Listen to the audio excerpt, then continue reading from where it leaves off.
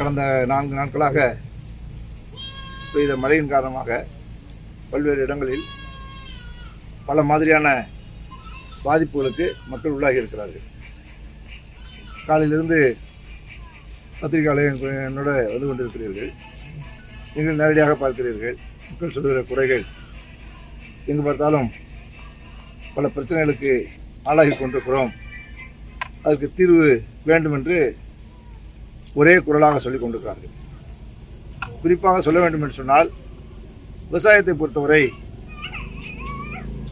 மாவட்டம் முழுவதும் 3,50,000 ஹெக்டரில் 3,50,000 ஏக்கரில் சம்பா பயிரிடப்பட்டிருக்கிறது.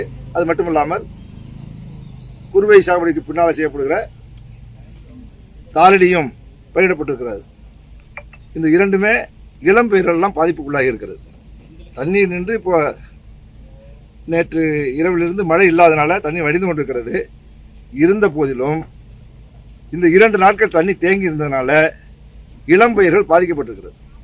இந்த இளம் பயிரை முழுமையாக பாதுகாத்துட முடியுமா என்கிற அச்சத்தில் விவசாயிகள் இருக்கிறார்கள். அதற்கு விவசாயிகள் சொல்லுகிற காரணம் என்ன என்று சொன்னால், எங்கு பார்த்தாலும் காலத்தில் தூர்வாரி இருந்தால், எல்லா வாய்க்கால்களும் வடிகால் வாய்க்காலெல்லாம் தூர்வாரப்பட்டிருந்தால் இந்த தண்ணி வந்து கடலுக்கு சென்றிருக்கும், தண்ணி எளிதாக வடிந்திருக்கும். தூர்வாரப்படாததான் இதற்கு முக்கியமான காரணமாக தங்களுடைய குமுறலை விவசாயிகள் வெளிப்படுத்தி கொண்டிருக்கிறார்கள். அது மட்டுமல்ல, பல இடங்களில் நாம் பார்க்கிற இந்த 3 நாட்களாக பல இடங்களில் பார்க்கிற பொழுது காலனி வீடுகள், தொகுப்பு வீடுகள் இருக்கிறத, இந்த தொகுப்பு வீடுகள்லாம் பத்தையாக இழிஞ்சு விழுந்து கொண்டிருக்கிறது. தொகுப்பு வீடுகள் எல்லா இடங்களிலும் பத்தையாக இடிந்து விழுந்து கொண்டிருக்கிறது. அதனை உடனடியாக சரி செய்வதற்கு இந்த அரசு அனைத்து முயற்சிகளையும் நடவடிக்கைகளும் எடுக்க வேண்டும் என அனைத்து அண்ணா திராவிட முன்னேற்ற கழகத்தின் சார்பிலேயும் திருவாரூர் மாவட்ட மக்கள் சார்பிலேயும் என்னுடைய நன்னிலம் தொகுதி மக்கள் சார்பிலேயும் இந்த அரசை நான் வலியுறுத்தி கேட்டுக்கொள்ள விரும்புகிறேன். ஏனென்று சொன்னால், மக்கள் இன்றைக்கு அச்சத்தோடு வாழ்ந்து கொண்டிருக்கிறார்கள். பிள்ளைகள்லாம் வைத்துக்கொண்டு வீடுகளில் வாழ்வது என்பது மிகப்பெரிய சிரமத்துக்கு உள்ளாகி கொண்டிருக்கிறோம்.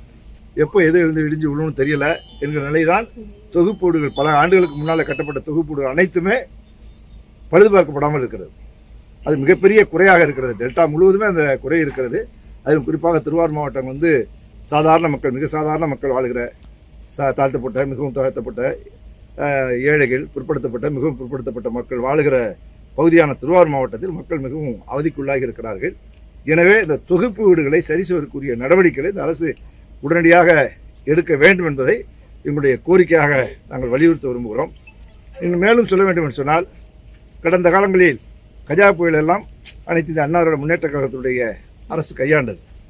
அன்றைக்கு முன்னெச்சரிக்கை நடவடிக்கை மாண்புமிகு எடப்பாடியார் அவர்களால், அன்றைக்கு முதலமைச்சராக இருந்த எடப்பாடியார் அவர்களால் முன்னெச்சரிக்கை நடவடிக்கை எடுத்தனால் உயிரிழப்பே இல்லாமல், அவ்வளவு பெரிய புயல், கஜா புயலை போல சமீப காலத்தில் மிகப்பெரிய புயல் வந்ததே இல்லை என்று சொல்கிற அளவில் எலக்ட்ரிக் போஸ்ட்லாம் அப்படியே விழுந்துச்சு.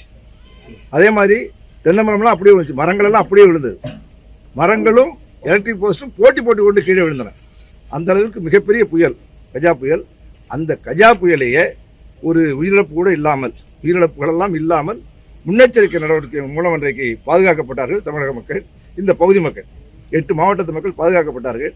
இன்றைக்கு முன்னெச்சரிக்கை நடவடிக்கை இல்லையோ என்கிற அச்சத்தில் மக்கள் இருக்கிறார். முன்னெச்சரிக்கை நடவடிக்கை இருந்திருந்தால் இந்த 3 நாட்கள் பெய்த மழையிலேயே இவ்வளவு பெரிய பாதிப்புக்கு உள்ளாகி இருக்காது. எங்களுடைய பயிர், மற்ற எங்களுடைய வீடுகள், இவையெல்லாம் இந்த பாதிப்புகளுக்கு உள்ளாகி இருக்காது என்பது மக்களுடைய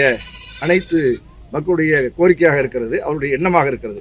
எனவே இவையெல்லாம் சரி செய்வதற்கு உடனடியாக போர்க்கால அடிப்படையில் தமிழக அரசு நடவடிக்கை எடுக்க வேண்டும் என்பதுதான் எங்களுடைய கோரிக்கை.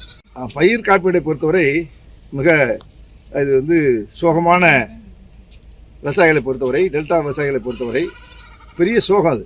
ஏன்னா 3 ஆண்டுகளாக பயிர் காப்பீடு திட்டத்தில் அவர்கள் அது இன்சூரன்ஸ் பெறவே இல்லை. இந்த ஆண்டாவது இன்சூரன்ஸை முழுமையாக பெற்றுத்தருவதற்கு உரிய நடவடிக்கைகளை எடுக்க வேண்டும். நிவாரணமும் கடந்த காலங்களில் பருவம் தவறிய மழை பெய்தனால் ஏற்பட்ட சேதங்களுக்கு நிவாரணமும் வழங்கப்படவில்லை. அதே போல இன்சூரன்ஸும் அவர்களுக்கு பெற்றுத்தரவில்லை. இந்த ஆண்டாவது பாதிக்கப்பட்ட விவசாயிகளுக்கு உடனடியாக கணக்கெடுக்கப்பட்டு அவர்களுக்கு நிவாரணம் வழங்கப்பட வேண்டும். அதே போல அவர்களுக்கு முழுமையான இன்சூரன்ஸ் பெறுவதற்குரிய நடவடிக்கைகளையும் இந்த அரசு எடுக்க வேண்டும் என நான் கேட்டுக்கொள்கிறேன். அனைத்து இந்திய அண்ணா திராவிட முன்னேற்ற கழகத்தினுடைய ஆட்சியில் அன்றைக்கி அண்ணன் எடப்பாடியார் அவர் ஆட்சி காலத்திலையும் சரி, அதுக்கு முன்னால் அம்மாவுடைய ஆட்சி காலத்திலையும் சரி, எங்கே பார்த்தாலும் இன்சூரன்ஸ் வந்து போதுமான அளவு இருக்குது. அவர்களுக்கு எவ்வளவு உரிய பாதிப்புகள் இருக்கிறதோ பாதிப்புக்கு உரிய நிவாரணத்தை அன்றைக்கு இன்சூரன்ஸ் மூலமும் பெற்றுக் கொடுத்தோம், நிவாரணமாகவும் கொடுத்தோம். ஆனால் இன்றைக்கு அது இல்லையே என கவலை விவசாய இடத்தில் இருக்கிறது. செய்திகளை உடனுக்குடன் தெரிந்து கொள்ள நமது அம்மா இணையதள தொலைக்காட்சியை சப்ஸ்கிரைப் செய்து அருகில் உள்ள பெல் ஐகான்